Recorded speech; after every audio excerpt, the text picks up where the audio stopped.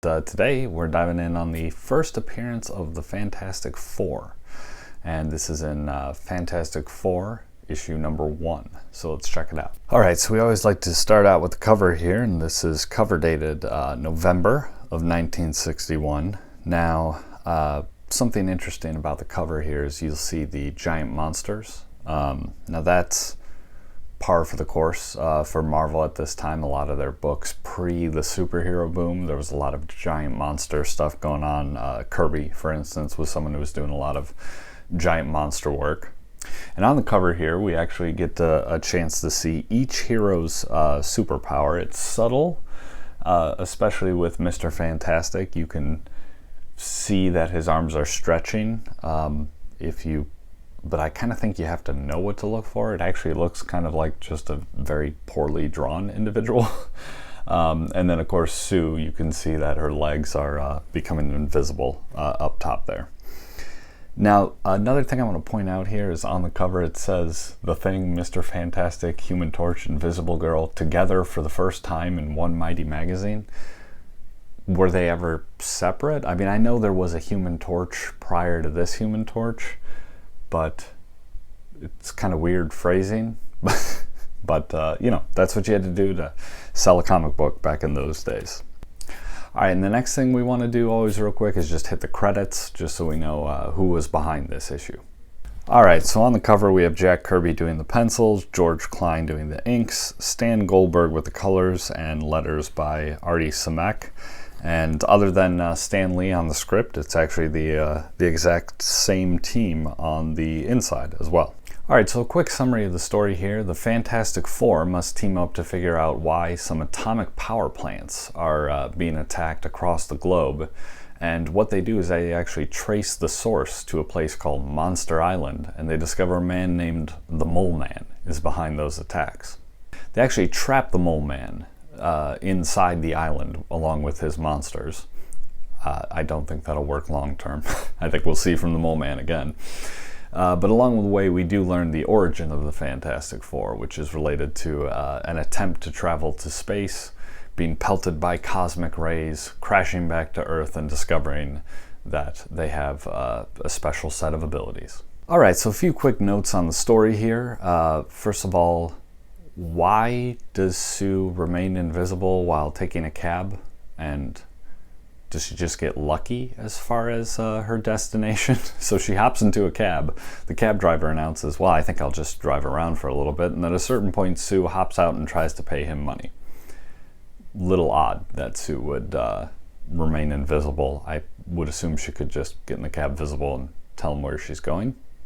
But again, Silver Age comics, weird things just to emphasize what her unique ability is. Ben Grimm, in response to Reed Richards' signal to bring the Fantastic Four together, he causes quite a bit of damage along the way, destroying buildings, roads, cars. A little bit reckless for a superhero.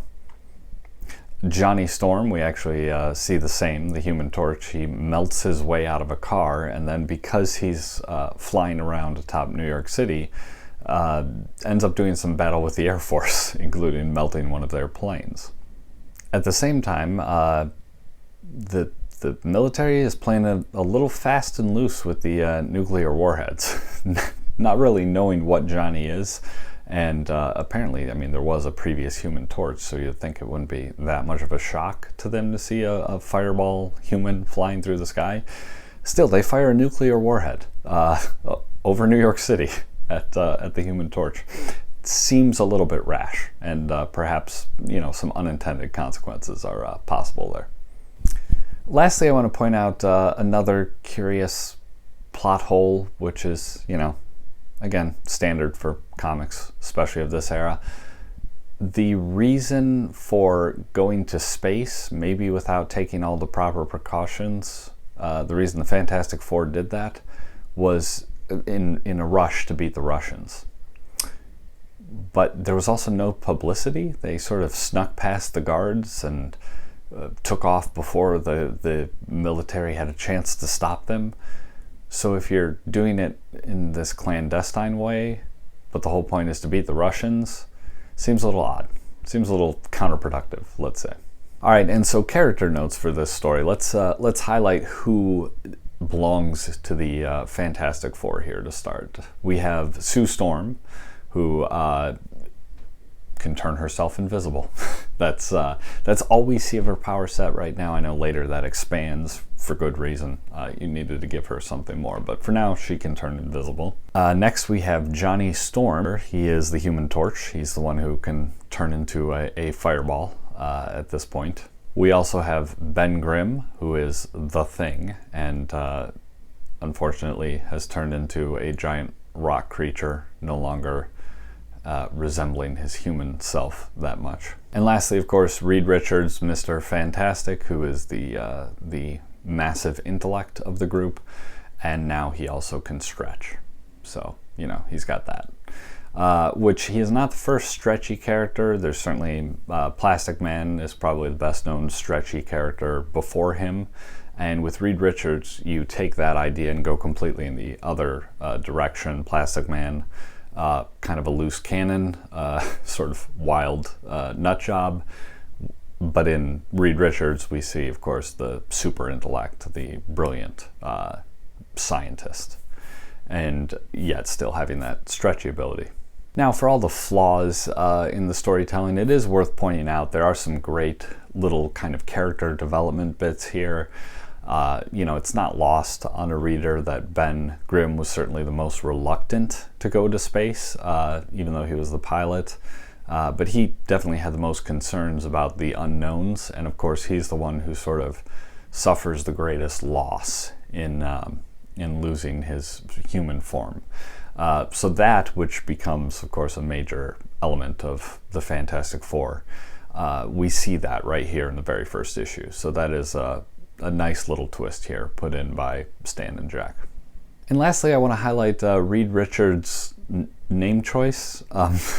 He decides, I'll call myself Mr. Fantastic, which doesn't seem to have much to do with his newfound ability, which everyone else names themselves after their newfound ability, but perhaps Reed's ego wouldn't let himself be called Mr. Stretchy.